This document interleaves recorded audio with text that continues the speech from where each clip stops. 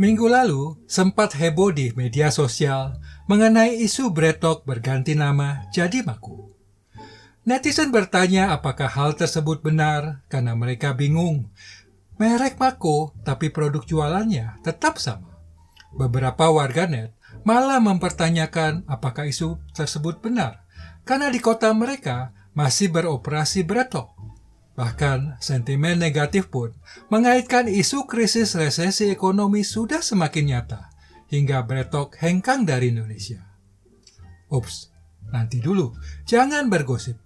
Ayo kita belajar memahami keterkaitan isu tersebut dengan aspek strategi perusahaan, konsep bisnis franchise, strategi merek dagang, serta bagaimana keberhasilan dan antisipasi yang perlu dilakukan apabila Anda mengambil keputusan bisnis seperti itu.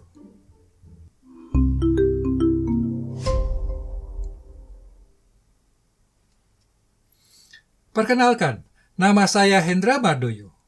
Di channel Helmwork, kami membahas manajemen bisnis restoran secara operasional maupun strategis dengan bahasa sederhana, namun membuka wawasan dan membangkitkan inspirasi dalam mengembangkan bisnis kuliner, restoran, kafe, rumah makan, kedai kopi. BreadTalk mulai debut di Indonesia tahun 2003 dengan membuka outlet di Mall Kelapa Gading.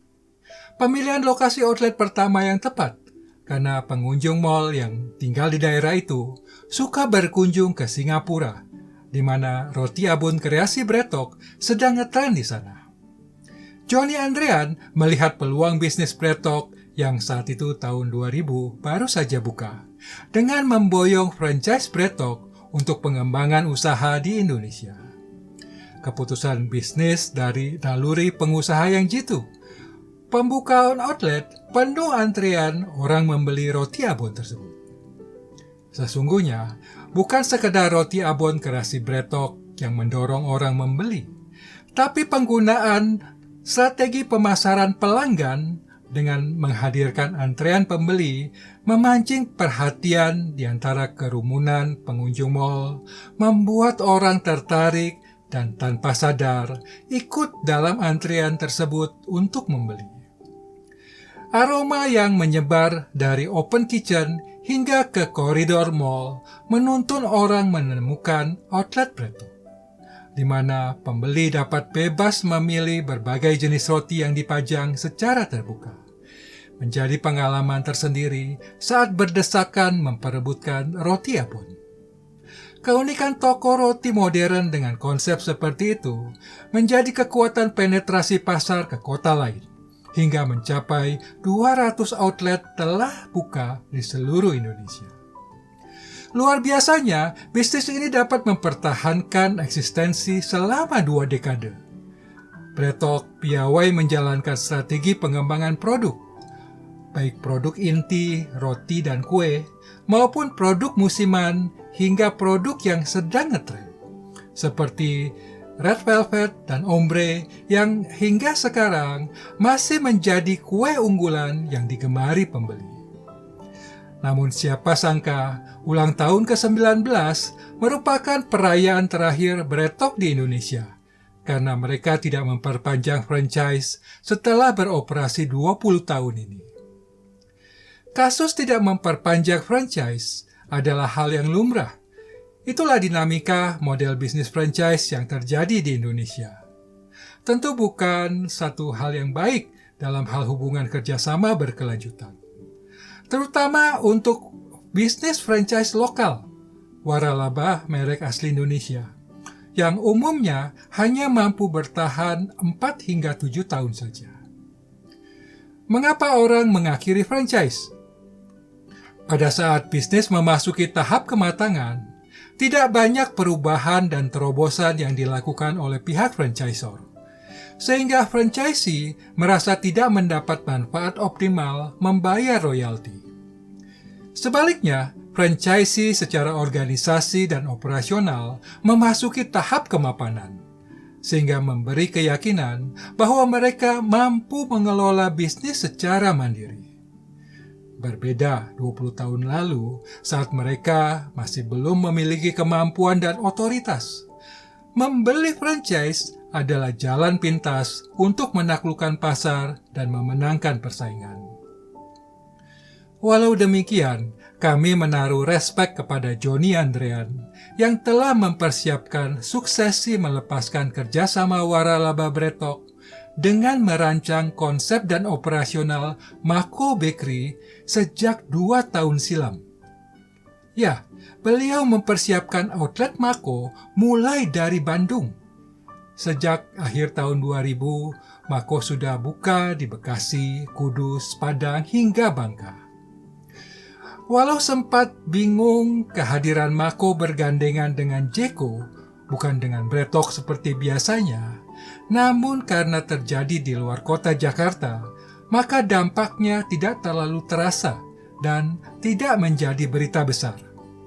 Orang baru mulai menyadari keberadaan Mako saat perubahan outlet Bread Talk merambah Jakarta belakangan ini, seolah menjadi berita besar.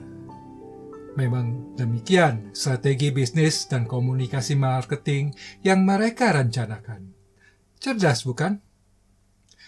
Mako yang digadang-gadang sebagai bisnis putri bungsu Johnny Andrean sesungguhnya merupakan strategi suksesi bijaksana dari sang maestro. Karena sesuai perjanjian non-kompetitor, secara legal, beliau tidak dapat menggunakan konsep bisnis serupa Bread Talk, baik secara produk, apalagi merek. Langkah suksesi beliau sangat berbeda dengan kasus Roti Boy dan Roti O.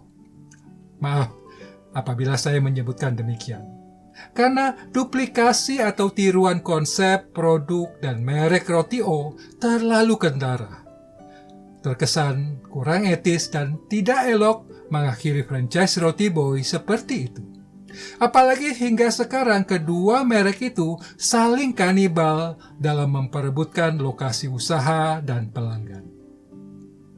Jadi bukan karena merek tiruan Bread Talk sudah digunakan orang Australia, justru Johnny Andrean membuktikan kepiawaian sanggup membesut merek Mako, bukan sekedar memelesetkan nama merek Bread Talk.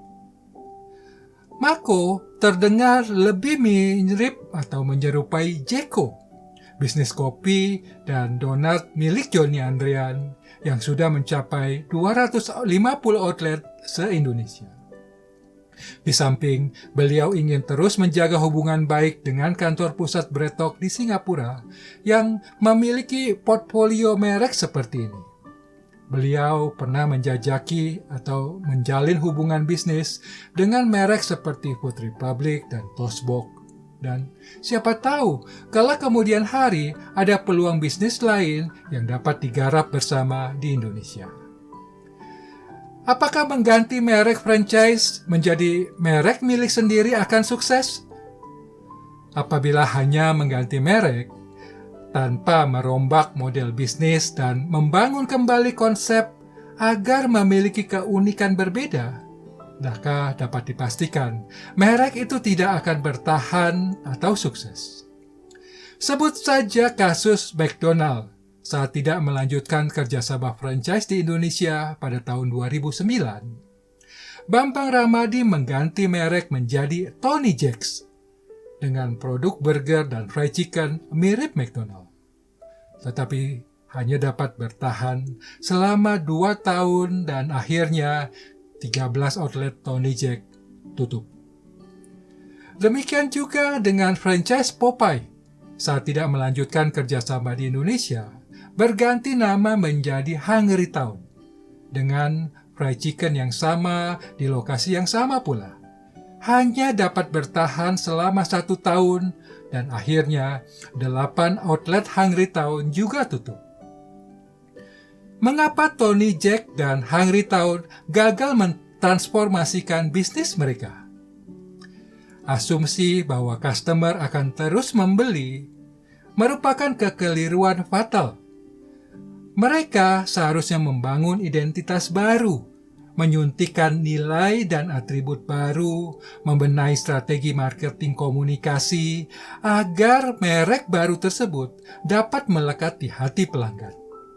Apalagi ekuitas nilai suatu merek sangat berpengaruh terhadap perilaku membeli masyarakat di Indonesia. Mereka bukan sekedar membeli produk. Apakah Mako akan mengalami nasib serupa Tony Jacks dan Hungry Town? Menurut saya, Mako berbeda. Dari awal, mereka sudah jelas memposisikan diri sebagai butik roti dan kue ala Jepang. Positioning ini bukan sekedar keluar dari bayang-bayang BreadTalk, tetapi memang tren kuliner sekarang sedang mengarah ke negara Korea dan Jepang. Tapi kok produk dan jualan mereka masih sama aja seperti BreadTalk? Ini hanya masalah dualisme operasional rantai pasokan.